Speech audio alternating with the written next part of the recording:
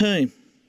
Okay, well, I thought I'd do another movie review today, and this time it's for a horror movie from last year called Undertone, released by A24, directed by Ian Twarson, and starring Nina Kiri and also Adam DeMarco from the White Lotus series. Ian Twarson himself is set to helm the next installment of the Paranormal Activity series, due to be released next year in 2027. So it'll be interesting to see where he takes that. Although it was slated to be out last year, I guess, Undertone, it's actually not out till next month, officially. At least here in the UK, so make of that what you will. The story itself is about Nina Kiri's character, Evie, who runs a podcast about the paranormal with her co-host Justin, whom we never see, played by Adam DeMarco. Basically, someone emails Justin some audio tapes and they decide to play them on the podcast, and some very creepy things ensue. Now, I have to start by saying I am particularly affected by sound in films. Sound and music can be much scarier to me than a lot of visual scares because sound fires the imagination. If you show something on screen, you say, okay, this is what's scary, this scares you, then it either is or isn't scary depending on the individual audience member. With sound, on the other hand, you get to have more free rein with your imagination, I think, and that is what this movie is, very much so. Aside from the podcast, the only other thing happening, at least at first in the movie, is that Evie is looking after a dying mother. She also has doubts about her own ability to be a mother, which adds to her trauma in the film. The way the scenes with the mother, played by Michelle Ducat, I guess you pronounce that, or Duquet maybe. They're Canadian, so I'm not sure whether that would be French pronunciation, probably. Our shots are effective, and we're constantly waiting for her to wake up, at least I was, creating a tension that never pays off in the way you expect. There's no sudden shot of her eyes opening wide with a musical sting or anything like that. Think Aliens for a good example of a musical sting in that way. The way this entire film is shot is absolutely brilliant in my view, at times evoking the work of filmmakers such as David Lynch, who used stillness and framing so well in many of his movies, along with flickering lights and slow camera movements. This is made all the more effective because the movie is actually shot in Ian Twarson's childhood home, where he was a caregiver to his own parents. And you can feel that intimacy and vulnerability, and above all, the personal nature of this movie in many of the scenes. So we find out, obviously, what the audio tapes are about, and while it is creepy, it is the sound and the way the film is shot that gives the revelations their creepiness, essentially. The actual subject matter isn't particularly unique in my view, especially for this type of movie.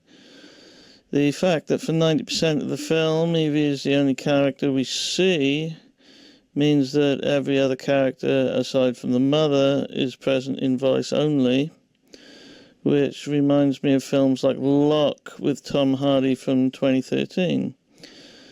Basically, you've got one character isolated from everybody, only communicating by phone, and who has to witness most of what's going on without being able to act. All they can do is listen and look for movement in the darkness. always with the tension that the mother or something else will be lurking somewhere. In that sense, then, the style is quite play-like, and indeed, Twarson originally wrote the script as a radio play, which it would have been interesting to see how that worked without the visual presence of the mother in particular. Personally, I think the mother is a very powerful character in the movie, and I think it works better with that visual element to it, frankly. Of course, not a perfect movie. The biggest criticism I've seen of the film is that it's primarily a visual medium, and we get to see very little here, ultimately. Well, I take that point. For the most part, hearing what is happening through the tapes and Justin's reactions is effective enough that for me it carries the film over the line, really. There are certain religious themes here as well, probably going back to Twarson's childhood introduction to The Exorcist, the Christian iconography giving an extra dimension to the discomfort. It all depends, ultimately, though, whether you find the audio content engaging enough to carry you through the movie. While the imagery in the film is powerful at times, it is by far the sound that takes centre stage. Both in terms of the story and the feel of the movie, I couldn't help thinking of the Super 8 footage and the drawings from Sinister by Scott Derrickson. You get just enough to show you some of what's been happening, but it's the sound that really drives the images home in this instance. Part of that, of course, is the music, which is brooding but never feels cliché, at least to me. Another element of the sound design is reversed speech, which for some reason I find particularly unnerving. But again, it's used in similar films. I mean, it's not breaking much ground in a lot of ways, this movie, but the package of everything together is very effective, in my view. In conclusion, then, Undertone is probably the most unsettling film I've seen in the last couple of years, literally. Although it doesn't necessarily bear repeat viewing, I will say that. Certainly the first time I watched it was the most effective. But I mean, that could be said about any film, really, I think.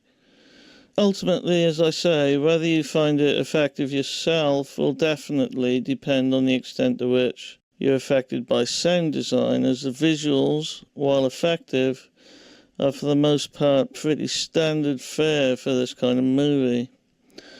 Aside from that, the performances are strong, particularly from Nina Kiri as Evie. Watching it at night in a darkened room would probably be my viewing recommendation, certainly how I watched it. And with a runtime of just over an hour and a half, the story lasts long enough to do its job without feeling baggy. It doesn't outstay its welcome. The rest is in your head. It's what you imagine, and if you're like me, the experience will stay with you long after the credits roll. With all the above being said, however, this has been my review of Undertone. I hope you enjoyed it, or at least found it interesting. Please comment, like, and share. And if you could smash that subscribe button for me, that would help me out so much. As always, however, as I say, thanks for watching, and a goodbye for now.